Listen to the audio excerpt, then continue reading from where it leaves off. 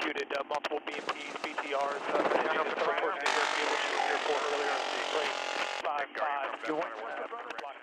The Center for Security Policy hosted the Defeat Jihad Summit this Wednesday in Washington, D.C., and many of the top minds on Islamist extremism and national and international leaders weighed in on how to fight and win this war. Our own Secure Freedom strategy was front and center as an actual plan that names the enemy and aims to defeat them. We've had the President's National Security Strategy rolled out by Susan Rice last Friday.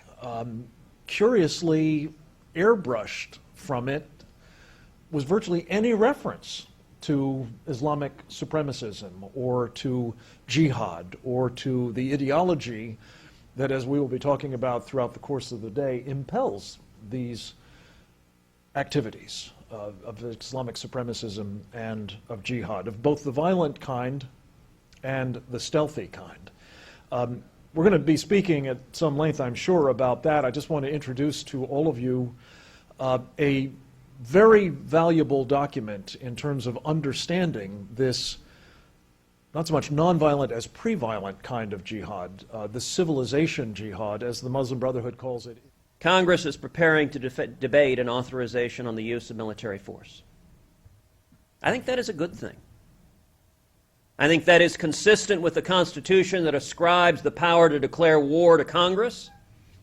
But one of the great benefits of it is that I hope it will force this administration to clearly articulate their objective and their specific plan to accomplish that objective. That the process of going to Congress and seeking authorization leads to the natural question, authorization to do what? What do you intend to do and how do you intend to do it? With regard to ISIS, we have not seen a seriousness of purpose. We have seen instead photo-op foreign policy, a bomb here, a missile there. The Secure Freedom Strategy starts a really important comprehensive conversation. And I think it's essentially correct in its broad patterns. The first problem is that this president is hopeless. It's really important to understand. It's not like we're having an argument with the president. This president is hopeless.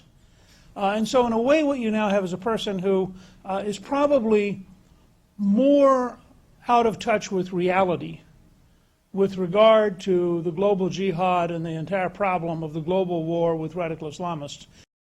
Now, this is a real problem because Obama is the President of the United States. And so you have to start with the notion that we are in a 2-year damage containment project. And because she is clearly the front runner for the Democratic nomination, we should be in a Hillary clarification project. Every time the White House is insane, Hillary should be asked, do you agree? Do you think that killing the Jews in the Jewish grocery store was in fact a random act?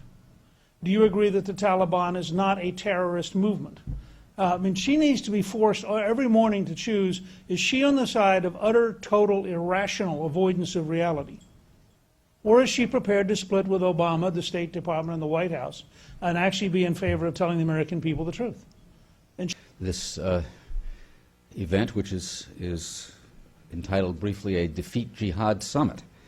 Now, there may be some of you who are used to this town and who have been listening to the rhetoric in this town for the last several years who may be confused about the name of this event. So I will tell you that in current Washington speak, it may be thought of as the meeting to oppose man-caused disasters, workplace violence, and other random events having nothing to do with Islam.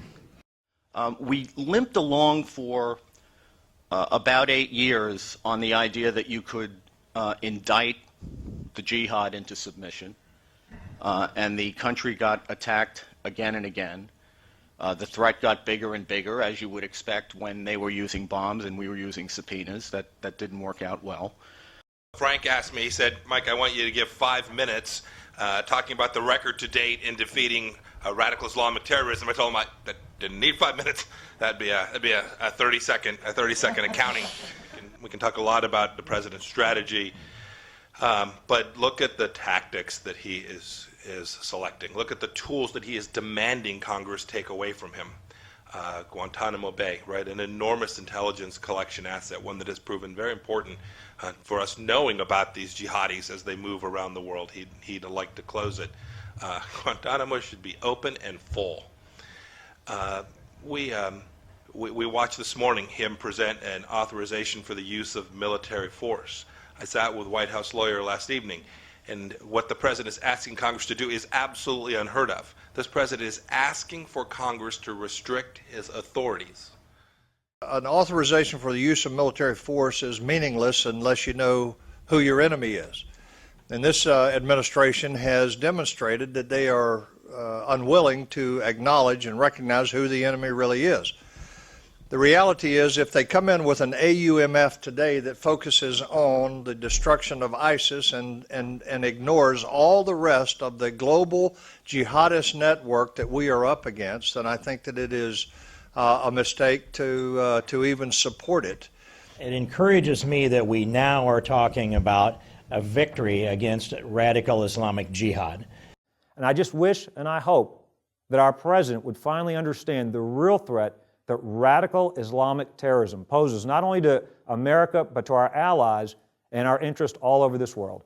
Thank you for organizing this conference. Thank you for coming together to talk about the threat we face. But thank you, most importantly, for having the courage to stand up to the left when they denounce you for saying commonsensical things that need to be said in these dangerous times. Thank you. The global jihad movement is real, and we need a real plan to fight it. The Secure Freedom Strategy is exactly that, and it contains both a draft declaration of war and an authorization to use military force. We are asking your help to get these plans to win into play. Killer 5-5, good impact. And 1-6 copies, we're pushing. 1. Your response straight down 3 feet.